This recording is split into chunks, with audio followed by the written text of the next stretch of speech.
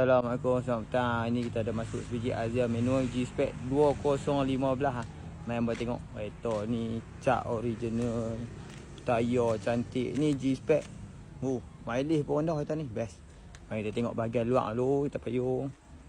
Okey. G-Spec siap ada spoiler.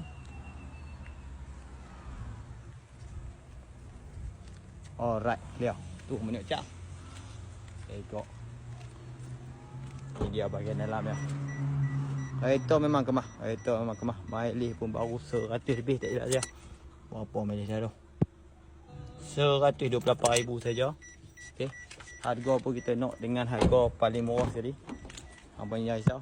Kalau dekat Azim semua harga murah-murah, rahmah saja.